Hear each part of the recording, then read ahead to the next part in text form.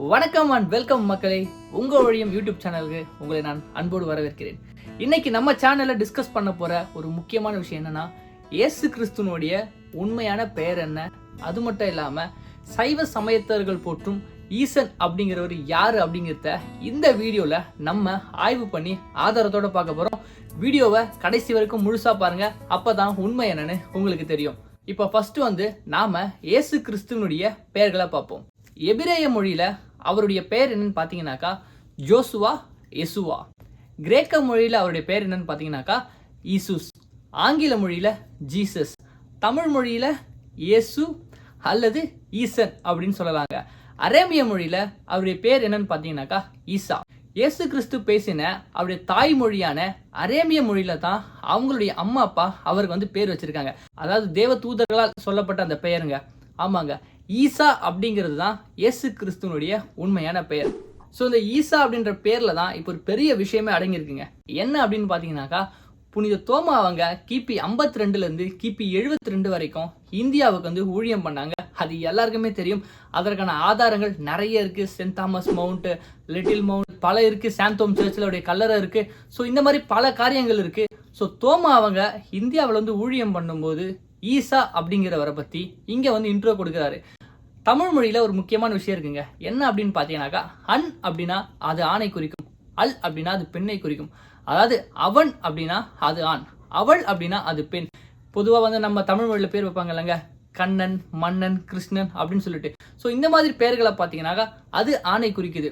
கண்ணம்மாள், முனியம்மாள், ராக்கம்மாள் இப்படின்னு பேர் வச்சோம்னா அது பெண்ணை குறிக்குது.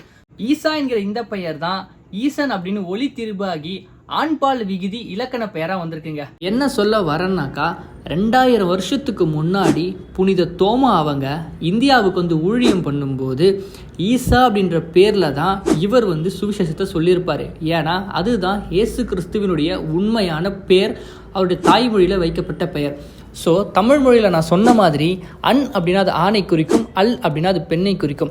ஆனால் இந்த ஈசான்ற பேர் இது ரெண்டுத்துக்குமே இடையில இருக்கு. ஸோ அதனால் இயேசு ஆண் கடவுளா பெண் கடவுளா, அவர் யார் அப்படிங்கிற சந்தேகம் மக்களுக்கு வந்திருக்கும். ஸோ அதை கிளியர் பண்ணுற வகையில் இயேசு ஒரு ஆண், அவர் ஒரு ஆண் கடவுள் அப்படிங்கிறத இவர் அதை சொல்றதுக்காக ஈசான்ற பேரோட இன் ஆட் பண்ணி ஈசன் அப்படின்னு பேர் வச்சிருக்காரு அப்படின்னு ஒரு ஆய்வு சொல்லுதுங்க. இந்த ஈசன் தான் அந்த ஈசன் அப்படிங்கிறத நீ எப்படி உறுதியா சொல்லலாம் அப்படின்னு நீங்க என்ன கேட்டீங்கன்னாக்கா, சிம்பிளுங்க. இன்றைய வரைக்கும் சைவ சமயத்தவர்கள் எல்லாருமே ஈசன் யாருனாக்கா மனிதனாக வந்த கடவுள் தான் ஈசன் அப்படிங்கிறத நம்புறாங்க, குறிப்பிடுகிறாங்க. ஸோ மனிதனாக வந்த கடவுள் யார் அப்படிங்கிறது உங்களுக்கே நல்லா தெரியும். நீங்களே அதை ஆராய்ச்சி பண்ணி பாருங்கள். அதாவது இந்த பெயரை தோமா அவர்கள் மாற்றினாங்களோ இல்லை மற்ற யார் மாற்றினாங்களோ நமக்கு தெரியாது. ஆனால் ஈசான்ற பேர் தான் ஈசன் அப்படிங்கிற நபரை குறிக்குதுங்க. அதாவது கிறிஸ்துவுக்கு முன் எழுதப்பட்ட எல்லா இலக்கிய நூல்களிலும் ஈசன் என்ற பெயர் பயன்படுத்தவே இல்லைங்க. நீங்கள் எங்கே வேணா போய் தேடி பாருங்க, அது இருக்கவே இருக்காதுங்க. கிறிஸ்துவுக்கு பின் எழுதப்பட்ட நூல்கள் எல்லாத்துலேயும் ஈசன் அப்படின்ற பெயர் பயன்படுத்தப்பட்டிருக்குங்க. ஸோ ஈசா யாருன்னா இயேசு கிறிஸ்துங்க. இவங்க சொல்ற ஈசன் யாருன்னா அதுவும் இயேசு கிறிஸ்துங்க. ஸோ இதை நீ எப்படிடா உண்மைன்னு சொல்ற அப்படின்னு நீங்க கேட்கலாங்க. இப்போ நான் அதுக்கு ஆதாரமா சில பாடல் வரிகளை சொல்ல போறேன். ஸோ அந்த வரிகளே உங்களுக்கு இதை தெளிவுபடுத்துங்க.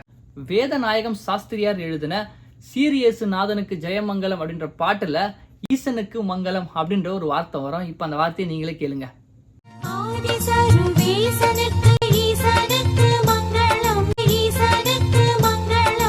ஓகே, அடுத்த ஆதாரமா யாழ்ப்பாணம் ரா பிரக்கன்ரிச் அப்படிங்கிறவர் ஒரு பௌத்த துறவிங்க. அவர் ஒரு தூக்கு தண்டனை கைதியா இருக்கும்போது கடைசி காலத்தில் இயேசு கிறிஸ்துவை ஏற்றுக்கொண்டு இயேசுக்காக ஒரு பாடல் எழுதினார். இயேசு நேசிக்கிறார், இயேசு நேசிக்கிறார் அப்படின்ற பாடலுங்க.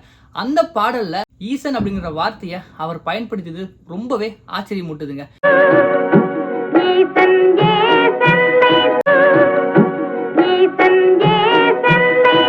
இது எல்லாத்தையும் தாண்டி நமக்கு தெரிஞ்ச எல்லாருக்குமே தெரிஞ்ச ஒரு கவிஞர் பாரதியாருங்க. அவர் எழுதின ஒரு கவிதையில கூட ஈசன் அப்படின்ற வார்த்தையை பயன்படுத்தியிருக்காருங்க. ஈசன் சிலுவையில் மாண்டு 3ஆம் நாள் அப்படின்னு சொல்லிட்டு ஒரு கவிதையை எழுதியிருக்காருங்க. ஸோ இந்த கவிதை கூகுளில் கூட இருக்கு, நீங்க போய் தேடி பாருங்க.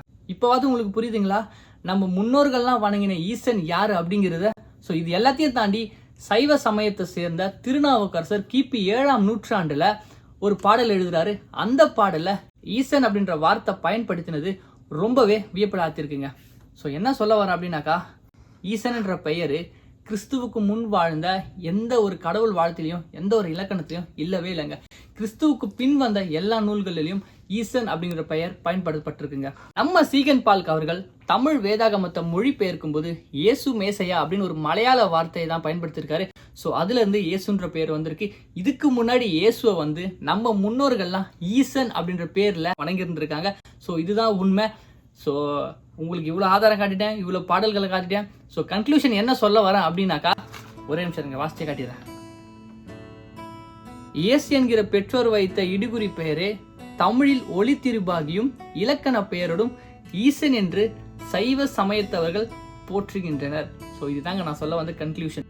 சைவ சமயத்தவர்கள் வணங்குகிற ஈசனோ நம்முடைய முன்னோர்கள் வணங்கின ஈசனோ யாருங்கிறத நாம கொஞ்சம் அலசி ஆராய்ஞ்சு பார்ப்போங்க.